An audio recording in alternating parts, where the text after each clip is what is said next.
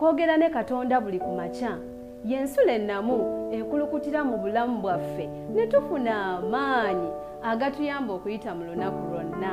Funa amaanyi nga tonnafuluma nnyumba yo.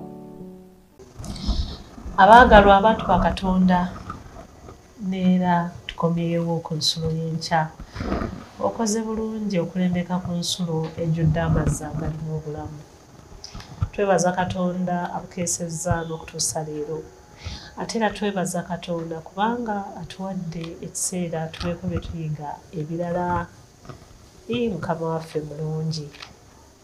Nkwebaza gw'ataddeko oyinza okuba gwe mulundi gw'ogusoose. Nkwegalidde tojjaawo. Waliwo ensonga, waliwo ekyama lwaki leero oteze ku mukutu guno. Tovaawo, waliwo obubaka obuze gy'oli.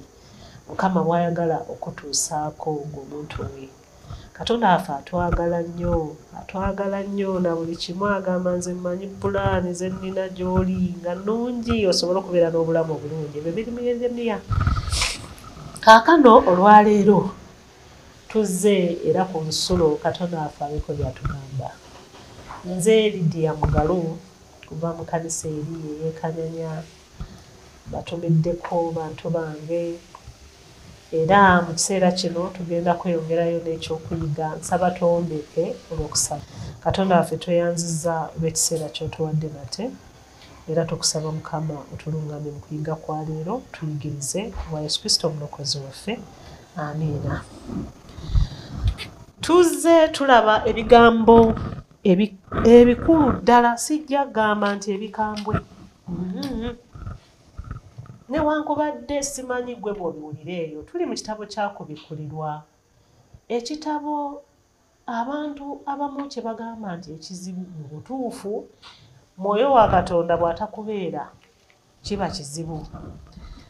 Naye bw'akubeera n'ayagala obitegeere, weewaawo Mukama waffe yeebazibwe. Nzijukira eri bwe yali awa ebigambo ebifaananako bwe bityo ng'abiwa Danyeri yamugamba bino bibikkeko si bya kiseera kyo. Kitegeeza tebyali bya kubikkulirwa mu kiseera ekyo.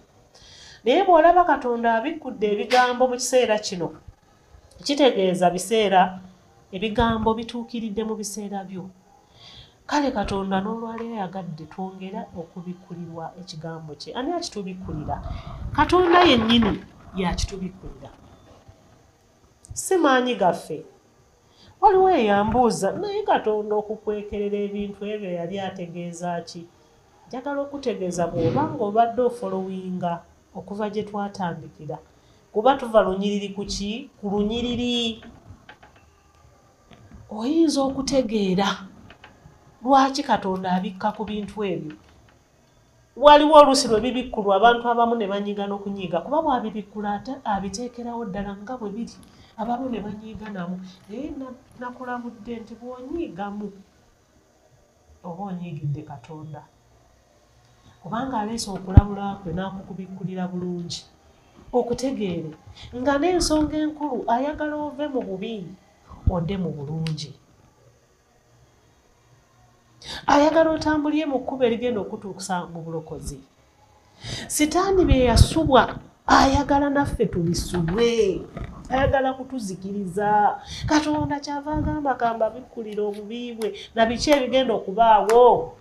Abantu bange badduke baleme kulimbibwa, baleme kubeera nga bagenda kuzikirira wamu ne Sitaani.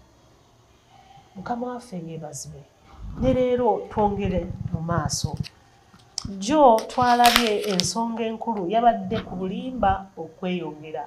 Obulimba bweyongera. Twalabye ng'ensolo nga emmunyeenye eri eyagwa nga Sitaani yajja edda ku nsi. Kaakati twabikkuliddwa katubyogere plainly. Sitaani yajja edda ku nsi nga kwabadde this time ate aweebwa ekisumuluzo. Ekisumuluzo eky'obunnya obutakola ki? Obutakoma. Ekisumuluzo ekyo kisobola okuggulawo, kisobola okubukola ki? Okubuggala. Mbu Sitaani n'asuulibwako mu bunnya. Sitaani twamulabye ng'avaayo mu bunnya. Twamulabye ng'akola obukaawu ng'ajojobya. Naye ate era jjukira twalabulwa nti obugombe buno obusatu obusembayo bwazisanze bibi byokka bye tusuubira mu ki mu bugombe buno obuddirira. Ne leero tumulaba ate biki ebigenda okuva mu bunnya ebirala sitaani mwe yakola ki mwe yasuulibwa. Kale tubikule essuula Kubikkulirwa 9 olunya olwokubiri lugamba n'asumulula obunnya obutakoma n'omukka ne guva mu bunnya ne gulinnya ng'omukka ogw'enkoomi ennene n'enjuba n'ebbanga ne bizikizibwa olw'omukka ogw'omu bunnya. Simanyi oba ebintu ebyo tubyogeranga okubamu akafaananyi. Twalabye ekinnya ky'obunnya obwo obutakoma bunene butakoma era twagambye mu tutakulimba mbu yegeyeena byo twabirabye. Bayibuli eyagala ebintu bye bya Katonda obisome nga bwabikubikkulidde, si kuteekamu ntegeera zo. Naye wano batulaga nti mu bunnya obwo obutakoma this time bugguddwa ekikka. Simanyi oba kikka ki kye wali olabye ng'omuliro mwagulaba ogubaddewo ennaku ezo mu ggwanga erimu. Ekikka mwakiraba. Kale katugeraageranyeeko newankubadde kiyinza obutafaanana ddala nga kino, naye lowooza ku kikka kyonna ekisobola okuziyiza omuntu okuba gwe kyalaba, ekisobola okusafoketinga omuntu. Wano babadde batuwa ekyokulabirako kuba baagala tulabire ddala nga tutegeera ebyogerebwa mu mbeera eza bulijjo nti akuuma akapima omutindo gw'empewo ke bayita air quality index kaakolebwa okumanyisa obungi bw'obukyafu obuli mu mpewo nga bakozesa ennamba ezitali zimu eziyamba abantu okumanya obulabe obuyinza okutuuka ku bulamu, okugeza nti bw'oba oli mu mpewo ennungi obeera between 0 and 50. Tuli mu saayansi atuyambeko okutegeera. Gwe okumanya obulabe obuyinza okutuuka ku bulamu bwo otunuulira geegi ki eriwo ng'opimye nti okuva ku 5 mu emu okutuuka ku 10 kitegeeza omukka gulimu akabi eri abakadde n'abo balina endwadde nga asima. Nti omutendera gugenda gulinnya era wabeerawo omutendera ogusingira ddala okuba ogw'oku ntikko guli 3 mu emu plus. Kasita akapima ne kagamba nti guno ogwo gutegeeza nti omukka gulimu obulame obw'amaanyi eri buli muntu yenna. Era mu mwaka gwa 2020 omukka ogwava mu muliro ogumu, bino bye twogerako bya jjojjo abaaliwo mukyabijjukira, mu muliro ogumu mu nsiko gwamenya likoda ya AQI oba Air Quality Index mu Pacific Northwest yonna ng'ebifo bingi byatuuka ku bitundu 500. Omuliro ogwo twagulaba nnaku zino entimbagano giweereza byonna. Mu lunyiriri lwa leero obulame bw'akagombe tuvuddeyo eri mu kifaananyi, tuli mu kuzimbira ku kifaananyi omuntu ategerere ddala kiki kye twogerako. Kubamu akafaananyi tuli ku bunnya naye tuli mu lutalo olunene oluzikiriza ensi oba okuginunula. Olondako bw'obeera ku ludda lwa sitaani kati naawe ne bwe mba nkuba ekifaananyi kino kati labanga oli sitaani ddala. Kubanga Katonda twesalirawo. Bw'osalawo ogenda ku ludda lwa sitaani kati lowooza ebiri mu sitaani n'enkola zina kati tunula mu kikka ekyo tuli mu kuba kafaananyi. Sigambye nti nno njagala oba nsanyukira nnyo obeere sitaani, nedda nkireese kubanga kiriwo. Era omuntu bw'aba wa sitaani abeera wa sitaani era abeera sitaani. Bw'aba wa Katonda era yeekweka mwoyo yemanya nti talina maanyi tasobola kwerwanirira n'agenda ewa Mukama waffe neyeetowaza afuna ekisa n'abeererwa mulokozi bwa buwa teri kusasula teri maanyi go weteekayo bwetensi n'okkiriza Katonda n'avuga n'akuwambuza. Naye tuli ku bunnya, saagala tuveeyo, tuli ku bunnya bwa sitaani. Tulaba ng'ekika kivuddeyo batulaze omukka ogwali gulabiseeko mu nsi era tugulabye nti mu lunyiriri olwaleero obulabe bw'akagombe ak'okutaano buva ku bukyafu bw'omukka ogw'obulabe ennyo, omukka oguzikiriza ogw'obulimba bwa Sitaani. Omukka guno oguva mu bunnya obutakoma gulinnya ng'omukka ogw'enkoomi ennene. Olulimi lwe lumu olwakozesebwa ku Sodoma ne Gomora bwe byali bisaanyizibwawo. Ebyo twabisomako. Bagezaako okutuwa ekifaananyi. Omuntu asoma ebintu bino ng'abitegeera, ategeera akabi akali mu kusinza Sitaani, mu kugoberera Sitaani n'obulimba bwe. N'obubi bwa Sitaani yennyini bw'asobola okutuusa ku bantu. Talina kyakuweeweetera. Sitaani ne bw'ali kulimba nti kino kirungi, kyakwagaza kimu kukutta. Tewali kirala. Byonna byonna kasinda baguzi, tewali kirala, tewali bulungi mu Sitaani. Tewali. Kaakano nno ebyava mu mukka biri bye twogeddeko ebya Sodoma ne Gomora obisanga mu Lubereberye Essula 19 olunyiriri lwa 28. Nti ebyava mu mukka ogwo oguva mu bunnya obutakoma tebyewuunyisa.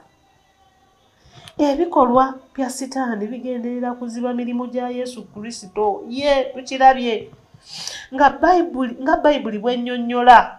Guno gwe musango kubanga omusana guzze mu nsi abantu ne baagala ekizikiza. Guno gwe musango. Omuntu yenna tagenda gamba saamanya omusana gwajja ne gwaka. Nakati gwaka n'olwaleero gwaka ne ku ssaawa ya kaakano ne gwaka. Kwe kulabula kwe tuliko ku ssaawa zino. Oba olinda kikka kiri ekya mukamawo ngamba ng'osazeewo okugenda mu maaso n'okusinza Sitaani. Simanyi naye omusana gwo gukola ki? Weeguli gwaka. Gwaka nga gukwakira otegeere. Omusana gwaka. Agambye nti guno gwe musango Bayibuli ekyogera. Kiri eri mu Yokaana 3:19. Owooluganda 3:19 Yokaana bikula Bayibuli yo. Bagamba nti gwe musango, omusango guli mu kugaana mazima. Teri musango mulala, teri agenda kutegeerera, togenda kukaabirira mu kulembeze wa nzikirizayo, togenda kukaabirira omusomi simanyi Ssaabasomi ani nga bwe tubayita abasumba baki. Nedda. Omusana bwe guba guzze bw'ogaana ogugoberera gwe musango gwani? Gugwo gwange gwani? Mukama atusaasire kireme okutubaako. Weewaawo Mukama waffe njagala neekweke mu Yesu okutuusa enkomerero mpangule. Kubanga obukambwe bwa Sitaani buno bwe tulaba zisanze ono omuntu atalina we, atali mu musana, atali mu Kristo, tosobola kumalako. Naye guno gwe musango. Omusana guzze, omuntu n'agaana nti gwase nnyo, nze njagala kubeera mu kazikiza. Katonda tawaliriza. Katonda waffe tawaliriza. Nakatono akuteerawo. Choose between the two. I have put life. There is life, there is death. Choose. Life is by choice. God does not force anyone. Katonda tampaliriza, Katonda takuwaliriza. Naye ayogera naawe ekyo kyotakoowa n'omwoyo we amuteekawo n'akulubiriza. Sitaani naye ng'ali awo, naye akusunirira, akugaana, akugamba towulira. Akugamba balabye abo omuwulidde oyo nkati avuma. Nga nvuma nze nawandiika okubikkulirwa. Nze Katonda. Katonda aleese okulabula ng'ogamba tewandibiŋŋambye. Wandindese n'enfa? Nedda. Katonda ayagala ffe twesalirewo kyonna ekinaava mu kusalawo kwaffe. The first war nti mpeera. Zibasanze mpeera. Kubanga mpeeraayo kubanga okikoleredde. Okikoleredde okuyita mu bujeemu, okikoleredde okuyita mu mputtu okikoleredde okuyita mu nampulira zibi amatu ogaggadde ogamba no I want to listen.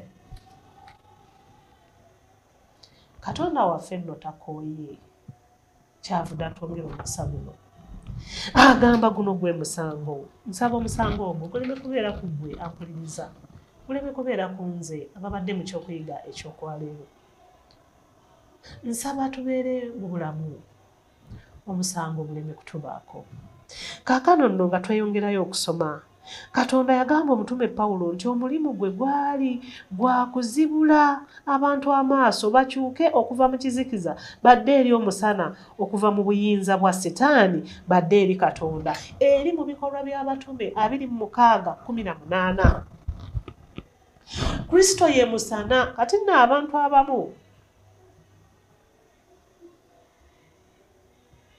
abantu abamu twabalabyeko dda abayimirirawo ne beefuula omusana naye nga kizikiza kyennyini. Kristo bwe musana, teri musana mulala. Omuntu yenna takugamba nti kati tubuulira ono ye Kristo. No, omanyirangawo nti akokatwa Setaani. Omulabe wa Mukama waffe Katonda tayagala muntu yeewunyiriza mu ntebe ye. Katonda gwawalanira ddala ate gwe gweyagala okusinza. Nedda, tokikolanga.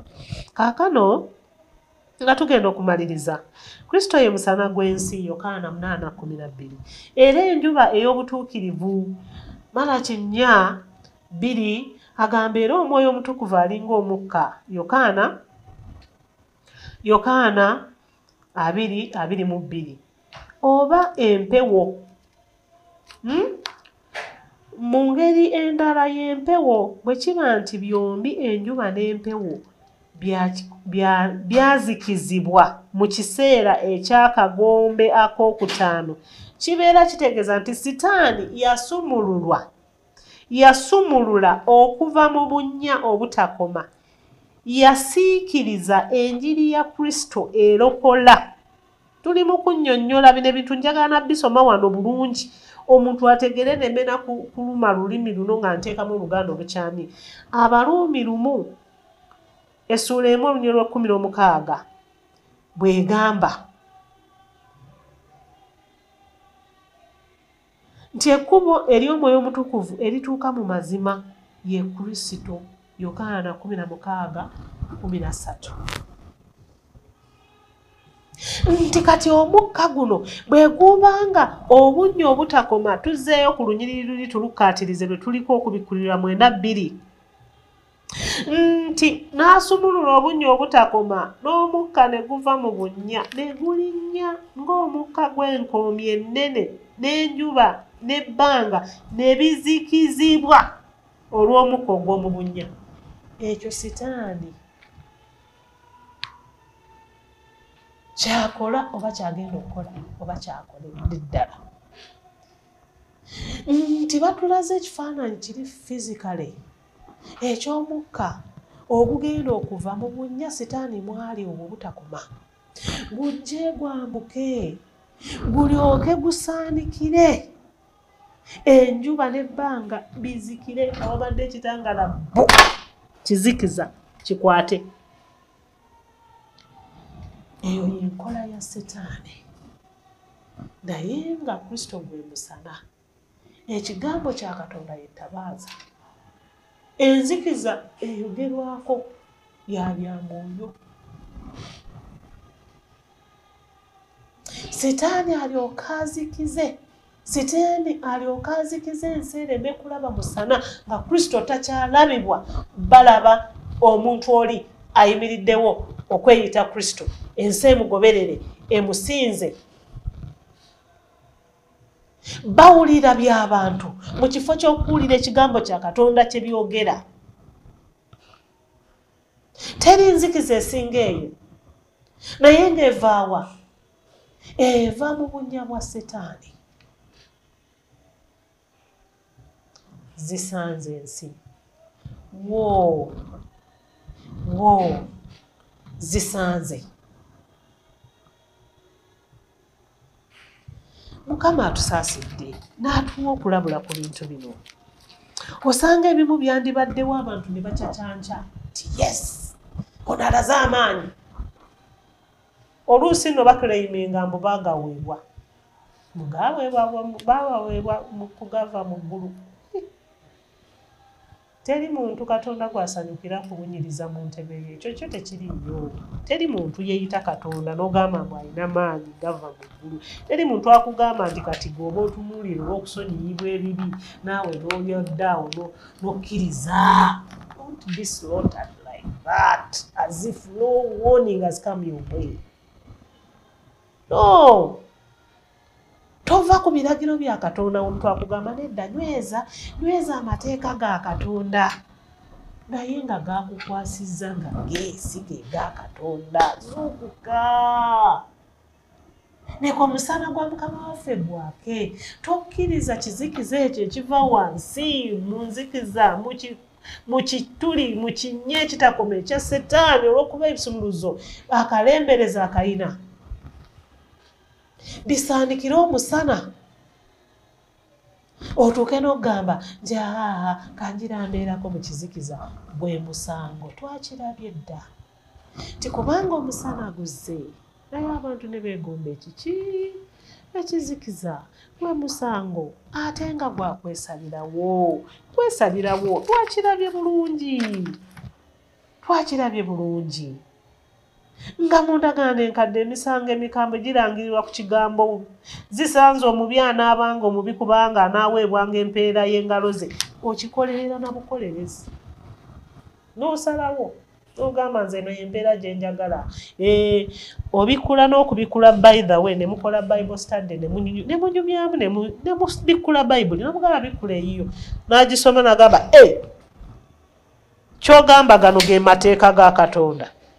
Kati ate ffe nga tulina malala n'omugamba nange simanyi gye mwagajja n'akugamba naye era tulina omuwulira. Ani oyo alina omusana ogwaka okusinga omusana Yesu? Okulabulwa kuzze kukugambye oyo Sitaani muviire yeerindise mu kusinza Katonda naye nga si bwe guli ogaanye. Olinda kulabula kufaanana kutya? Kale okulabula okujja gye tuli kwagala. Katonda waffe atwagala. Katonda waffe tayagala tuzikirire. Ebigambo bino kyebivudde bitujjira. Era tusaba Katonda atusaasire tuleme okufiira mu mukka ogwo omuddugavu. Ekitangala kye kisigale mu bulamu bwaffe. Ekigambo kye kyake kitumulisize tutambule. Sitaani ne bw'anaafuumuula ekika nga ffe omusana gutumulisiza. Nsaba Mukama atusaasire. Nsaba Mukama atuwe ekisa. Era tulabe Sitaani nga yasiikiriza enjiri ya Kristo erokola. Era ne tulaba nga Kristo ly'ekkubo eritutuusa mu mazima. Tokkiriza kizikiza kukukwata, kigenda kukuzikiriza. Nkusaba nange neesabira tutuuke mu bwakabaka obw'omu ggulu.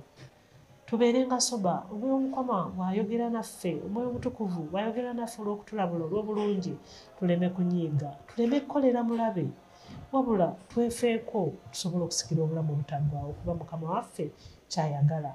Obulokozi bwamuwa. Kkiriza Mukama waffe. Bino byonna tebijja kuba nsonga. Totya, teweeraliikirira nnyo lwa bubonero. Weekweke mu Yesu. Obwo bwe wali obubonero bwaffe ffenna. Nsaba Mukama atuwa omukisa, katwebaze.